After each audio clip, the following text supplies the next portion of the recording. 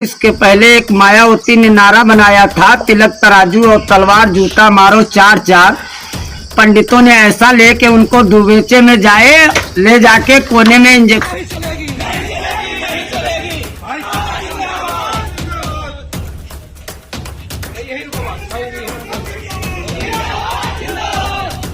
उल्टा सीधा देखा तो हमने कह दिया, उसके लिए माफी चाहता हूँ।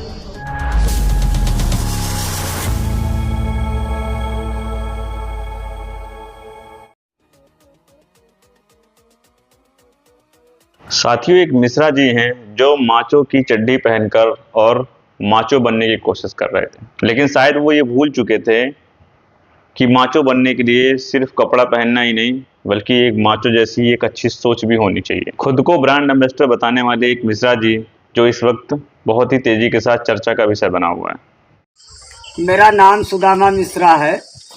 मैं जिला सीतापुर, तहसील मिश्रिक, थाना संदना, ग्राम सभा आमा घाट का हूँ रहने वाला, और मैं इस देश का ब्रांड एम्बेसडर, लेबर अड्डे का ब्रांड एम्बेसडर हूँ। मैं उस भीमराव आर्मी से कहना चाहता हूँ कि अपनी औकात है वहाँ तक का बात करो। इसके पहले एक मायावती ने नारा बनाया था, तिलक तराजू और तलवार जूता मारो चार चार। पंडितों ने ऐसा लेके उनको दुबेचे में ले जाके कोने में इंजेक्शन दे दिया, तो आज भी कोने में चल रही है, कोमा में। तो ऐसा करो कि चमारों का सम्मान बचा रहे और ब्राह्मणों का गरिमा। ऐसा ना हो कि अपनी गाड़ में लाठी खोसवा लो। ठीक है, जहाँ के होगे तहाँ भीम के आर्मी के होगे। जो तुम भीम आर्मी के हो तो हम भी परशुराम खानदानी है। गाड़ पे इतने फरसे चलवाएंगे कि गाड़ के खंड गिन नहीं पाओगे। कीमा में गया है कि बोटी में गया, मादर चौथ के बच्चे। हट तेरी माँ का चूत मार, ब्राह्मणों के खिलाफ बोलने वाला तेरी माँ चोत दूंगा, भोसड़ी के डाल दूं। साथियों, भारत देश में हमेशा से जाति को लेकर यातनाएं रही हैं, प्रॉब्लमेटिक चीजें बढ़ती रही हैं। आप देखेंगे एक समुदाय दूसरे समुदाय पर, दूसरा समुदाय उस समुदाय पर हमेशा किसी न किसी विवाद को लेकर खड़ा रहता है कि मैं ऐसा क्या कह दूं जो उस समुदाय के लोगों को बुरा लग जाए। लेकिन शायद वो ये भूल चुके होते हैं कि उनके भी ऊपर एक संविधान है, आप उसके ऊपर नहीं जा सकते। अगर आप एक समाज को लेकर टिक्का टिप्पणी करते हैं तो शायद ये नहीं पता कि उनके ऊपर कानूनी कार्रवाई हो जाती है, और हुआ कुछ इस तरह से है। खबर है साथियों, सीतापुर के एक सुदामा मिश्रा जी हैं जिन्होंने बहन कुमारी मायावती जी को लेकर, जो 4 बार उत्तर प्रदेश की मुख्यमंत्री रह चुकी है, उनको लेकर बहुत ही अभद्र भाषा का प्रयोग किया, और साथ में भीम आर्मी को भी लेकर। होना क्या था साथियों, सबको पता है कि कॉन्स्टिट्यूशन है, आज़ादी है बोलने की, लेकिन इस तरह से आज़ादी नहीं है कि आप किसी को इस तरह से गाली देंगे। वहीं लोगों में रोष पैदा हुआ। आप वीडियो में देख सकते हैं कि उस मिश्रा जी को जब ये वीडियो सोशल मीडिया पे वायरल हुआ, लोगों तक पहुंची, आपस में भाईचारा बिगड़ने की बात हुई। आप देखेंगे किस तरह से उस मिश्रा को घर से घसीटते हुए लोग ले जा रहे हैं थाने में।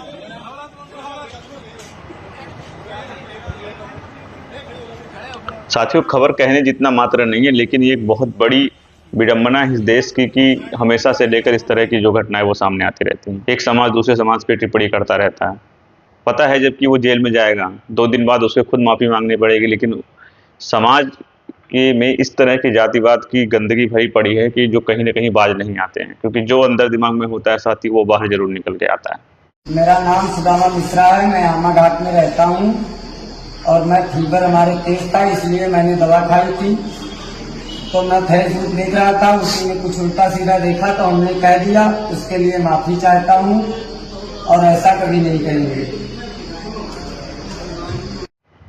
मिश्रा जी के साथ कुछ इस तरह से ही हुआ। उन्होंने अपनी वीडियो में बताया कि मैं फेसबुक पे एक ऐसी चीज़ें देखा जो मुझे बहुत विचलित कर दी, इसलिए मेरे जुबान से ये सब चीज़ें निकल गई। लेकिन साथियों, आप कितना ही वीडियो देखें, लेकिन इस चीज़ का जरूर ध्यान रखें कि आप किसके बारे में क्या बोल रहे हैं। वो भी है उस इंसान के बारे में जो एक महिला है जिन्होंने समाज को लेकर इतना बड़ा काम किया, एक समाज का आइडल है वो। बहुत सारे समर्थक उनके ऐसे हैं, शायद वो इस चीज़ को भूल चुके होते हैं और कहीं ना कहीं गलती करने से बाज नहीं आते हैं। 2 दिन बाद माफ़ी खुद मांग रहे हैं कि मुझे माफ़ कर दीजिए, मैंने फेसबुक की वजह से फेसबुक पे वीडियो देखा और इस तरह की घटनाएं मेरे साथ हो गई और मैं बोल पड़ा। साथियों, बता दें, एक ज़माना ऐसा था जब आप किसी को कुछ भी कहते थे वो लोगों के सामने नहीं आता था, लेकिन आज सोशल मीडिया का दौर इस तरह से बढ़ गया है कि अगर आप किसी को कुछ भी कहते हैं, अगर वो कैमरा वहाँ पे रिकॉर्ड हो गया, वहाँ फ़ोन में रिकॉर्ड हो गया, तो वो सोशल मीडिया पे चला जाएगा और आपको गिरफ्तारी तक कोई रोक नहीं सकता।